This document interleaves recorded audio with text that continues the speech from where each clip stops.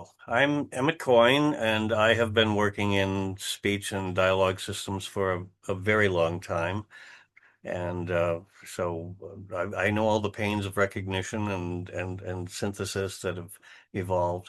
What we're focusing on here with the open floor is the conversational interaction. And we started out with the OVAN system. We started out with the open voice network as OVAN, and the premise was to have multiple agents that would do conversational interaction. That was pretty simple, basic premise. And we did some initial efforts, sandbox to test these agents. We started the primordial open floor protocol JSON definition structure, and that morphed and evolved. We wanted to make sure it was absolutely open source, vendor independent, like HTML. We moved, after a couple of years, we moved to Linux Foundation, AI and data, and we have continued the same project and refined the specs.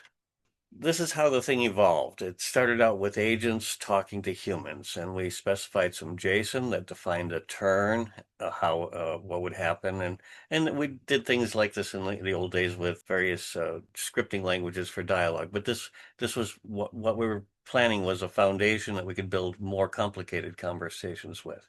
So we specified the JSON. The initial thoughts were how to delegate and mediate agent behavior. How do you move from one agent to another agent? And how do you maybe have an agent that uses assistant agents below it and it takes their information, mediates it, and presents it. It was pretty basic stuff. Then we moved on to agents that were aware of the conversational handoffs. So you're not just talking to one agent, you've got several agents, and you have to move between them to solve a problem. They all have different specialties. We had ideas on etiquette. How does that behave? And we were playing around with actual implementations to see emergent behavior. And in the demo I'll show you at the end, you'll see this level of what we've achieved. And now we're working on the next level is agents and humans where they have autonomy and they're in a meeting context. It's not an agent query context. And they are equals in some sense of conversationally handling the floor. So let's go through this level again. The sandbox that we created was a proof of concept. It worked. It was primarily a development tool where you could test how these agents would react. Sadly, it's on version 0.9, which is obsolete now. But we have a new definition, and we have several agents out there now we're working with.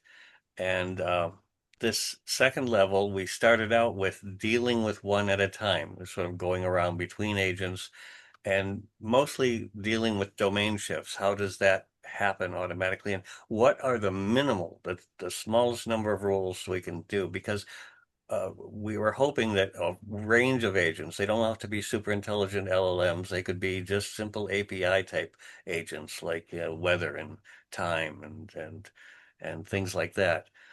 And now what we're working on right now is agent meetings where we have the rules of order. There are a number of events inside our messaging that do requesting the floor and yielding it and inviting and revoking, those sorts of things.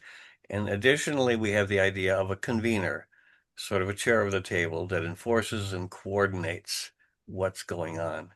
Because obviously, you could imagine some very bad behavior causing confusion. So, for true multi-agent human interaction, here's some key concepts that we use. We're the open floor protocol, and the floor is a linguistic concept. If you're not familiar with it, that's where conversations happen. People take the floor and give up the floor, that sort of thing. So that's our model for the floor, which is kind of a manager of it's a transmitter. It's a router for things that happen. Then there's the convener, which is the agent with the gavel, the metaphorical gavel that controls bad behavior or invokes some contribution where it might be needed, that sort of thing. The agents and the humans engage, and this is important, in a shared conversation. All the conversants hear the entire conversation. There is a way to make them private. I know there can be sensitive information in content. We're aware of that, but let's leave that aside for now. They can also see, and every turn they take, who's in the conversation. and a little bit about them. And they're free to retain whatever context is important to them for the conversation. This is what a basic envelope message looks like, the open floor.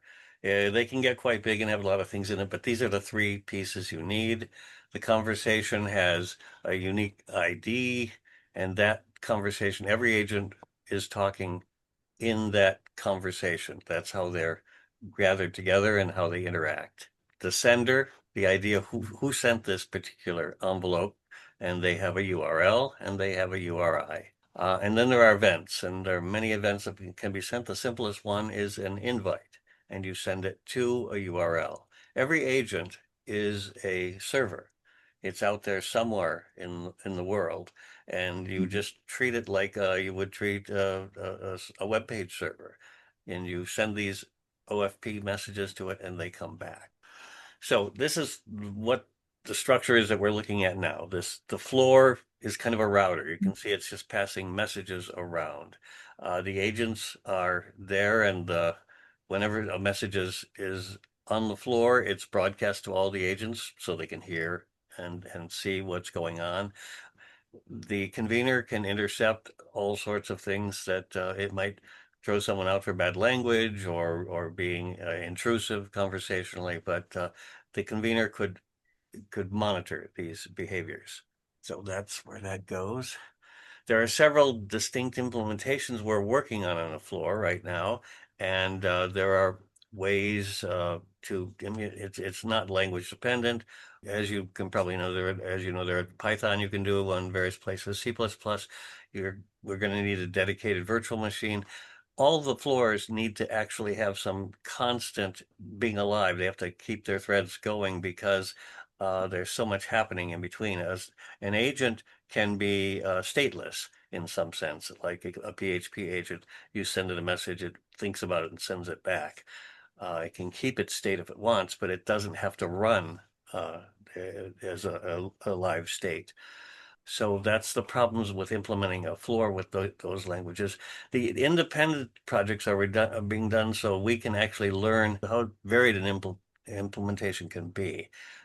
We, even the people on the group, as we talk about it, we often have different conceptions of what it really means to have a conversation and very subtle things about who can speak and how do you deal with something that's intrusive.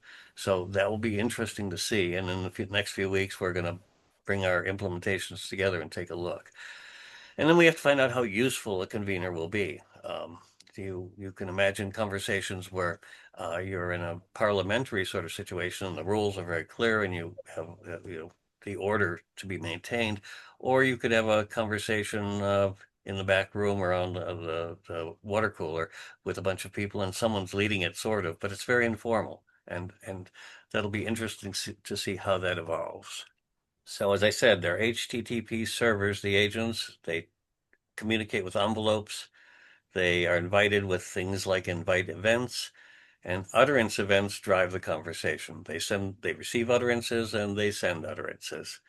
Simple frameworks can create these sorts of OFD agents. We provide several prototypes, and it's basically a RESTful API if you want to think about it. That's all an agent is. We have some prototypes in PHP, Python, some JavaScript. Um, and the point is that all of the agents can work on the minimal hosting platform, a shared hosting platform, which many people have for their own personal websites or whatever. So you don't have to have control over the threading system. All right, what do you need to have an agent?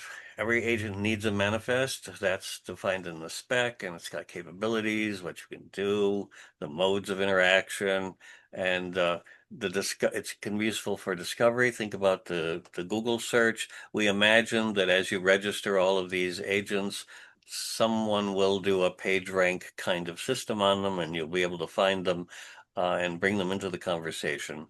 Maybe interview a few of them, much like you review a few of your first, second, and third picks on your Google search. You find one you like, it's brought into a conversation, into the floor. It's part of your Rolodex. The only essential parts are the red lines up there in the manifest of the identification. You need to have a URL. You need a URI to identify the speaker, and a conversational name is good when you're having a conversation. Now, this part is an example of the PHP, which we have a structured base class that supports all of the building and parsing of the OFP, and that's all now hidden below. There's some base things you can do, which you probably will never change. As you can see, by the way, it's derived from a base agent functions. If there's something you want to do when your instance is created in your PHP call, you can do it here. If there's startup action. You probably don't need to do anything here, but maybe you have some files you want to open or something, that's fine. And then maybe you need to close them up when you leave. The right side is the only important stuff. You have an invite action, you maybe say something, you don't have to. This is an agent that just repeats things. It's here's something and it repeats it, called Pollyanna. So that's the invite action. The utterance action is it hears something and it says something. Now here it's really dumb and it just repeats it. But in this section of the code right in the middle, you can put anything you want. Call LLMs, do, RAG functions on data, anything you need to do, you put in there, and suddenly you have an OFP compliant agent. We're trying to encourage people to build some of these so that we can test out how they'll work on a shared floor.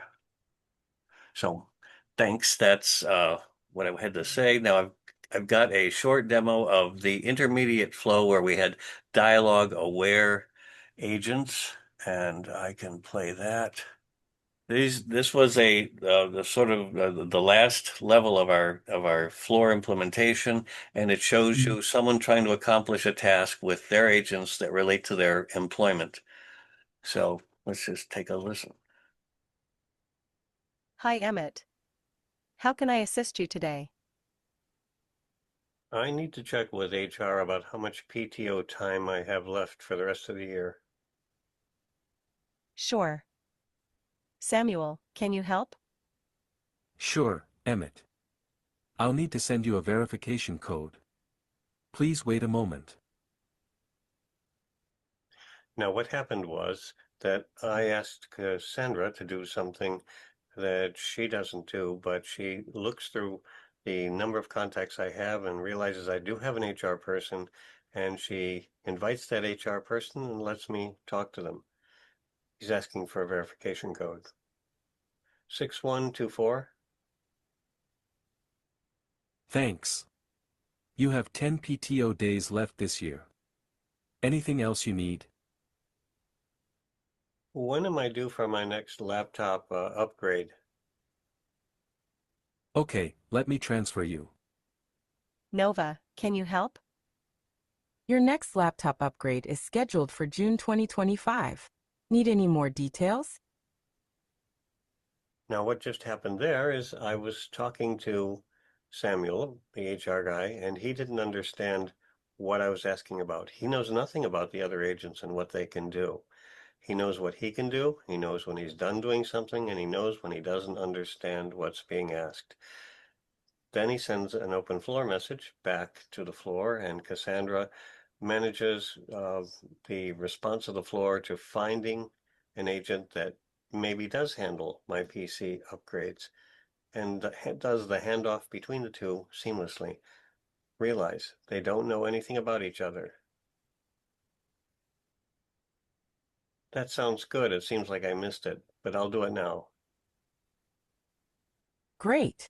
Let me know if you need help with the upgrade process.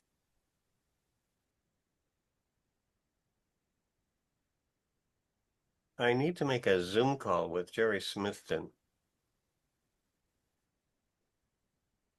Let's find someone for that. Could you mean Jerry Smithton? One works at Coca-Cola, the other at UPS. Which one? The UPS guy. Scheduling a Zoom call with Jerry Smithton from UPS for you, Emmet. Anything else? Now, what happened there? Same thing. Transfer. Nova didn't understand the question. passed it back to the floor. The floor found that I did have a Salesforce person who could manage the call scheduling and handed it off, all very, very naturally. But again, not like systems that are being promoted today with multi-agents where they have to be built together and they have to know how to interact other than just saying they do or do not know how to do something. No, that's all. Thanks a lot. Goodbye. Goodbye, Emmet. Have a great day. All right, what's next on your mind? Now, Salesforce, Connie knew that she was all done with me, and so she gracefully handed the floor back to the convener, Cassandra, who manages the table, sort of like the chair of the table. That's how OpenFloor is different from all of these other built-up multi-agent systems. Any agent that does the basic protocol, and you can see what that looks like here, the JSON. I won't bore you with that, but there's a standard is in GitHub for OpenFloor, and it just involves these JSON exchanges. So I hope that helps to explain the difference between OpenFloor and all these other systems out there. Thank you.